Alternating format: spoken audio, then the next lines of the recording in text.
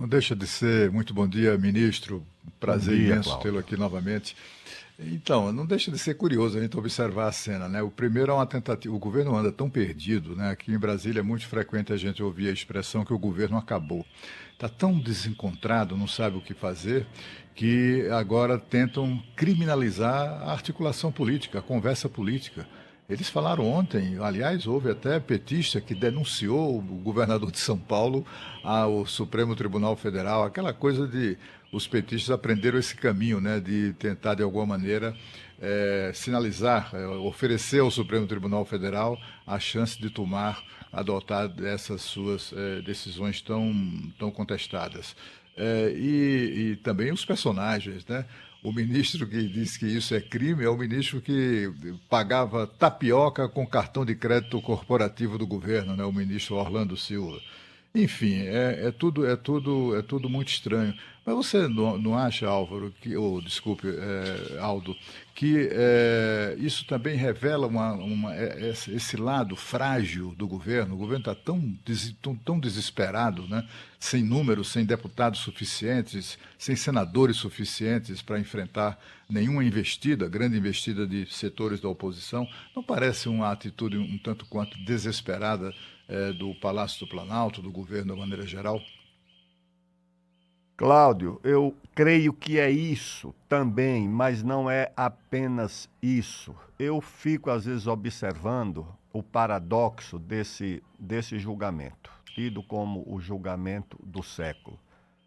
País que coloca como principal protagonista da sua vida aquela instituição que deveria ser a mais discreta, que é a sua Corte Suprema, o Supremo Tribunal Federal, que nunca foi protagonista da vida política do país, nem na campanha da anistia, que eu integrei nos anos 70, nem na Constituinte, não havia esse protagonismo do Supremo. Quando a Corte Suprema, quando o Judiciário se torna o principal protagonista do país, isso significa que a política não está cumprindo o seu papel.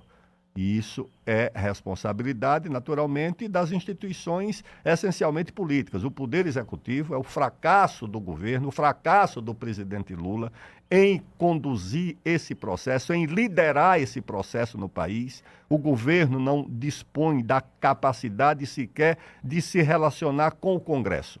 Sofre derrotas sucessivas, como sofreu no caso do IOF, como sofreu no caso da CPI do INSS. O governo juntou e associou numa derrota não apenas o Poder Executivo, mas os dois chefes do Poder Legislativo, o presidente da Câmara e o presidente do Senado. Então isso é a prova do fracasso, ou seja, todo o protagonismo passa para o Supremo Tribunal Federal, para os ministros do Supremo. E às vezes eu fico me perguntando, será que isso ainda não é acerto de contas de 64? Será que não é também gente que se julga derrotado naquele episódio, querendo retomar aquele processo que não tem mais nenhum protagonista vivo? Esses militares que estão por aí, muitos não eram nem nascidos sequer em 64. E agora você se vê diante da seguinte situação. Me explique essa situação. Por que é que se houve tentativa de golpe, ela não foi bem sucedida? Se houve, vamos admitir que houve a tentativa. Eu não acho que houve, mas vamos admitir que houve. Não foi bem sucedida por quê? Porque os militares evitaram, não aderiram, não quiseram. E os mesmos militares estão nos bancos dos réus para serem julgados por tentativa de golpe. Como é que você pode aceitar um paradoxo desse, uma situação dessa? Ou seja, eles são acusados por um lado, de não apoiar a tentativa de golpe, mas estão sendo julgados como cúmplices ou como protagonistas da tentativa de golpe. Eu acho que isso, do ponto de vista do direito, não se sustenta. Isso não tem como ser explicado. Então, eu creio que quando você tem um governo desorientado, um governo que não consegue se entender com o Congresso, que não consegue formar maioria, e governo que não tem maioria no Congresso é um governo condenado a não governar. Eu sei disso, de perto, isso como é que funciona. Ou você tem uma relação com o Congresso que precisa funcionar em harmonia com o Poder Executivo, porque os dois têm responsabilidade na administração do país. O governo, o Poder Executivo não consegue isso. Eu ouço líderes do governo, Cláudio, e eu fico com a impressão que são líderes não de um governo, mas líderes de oposição.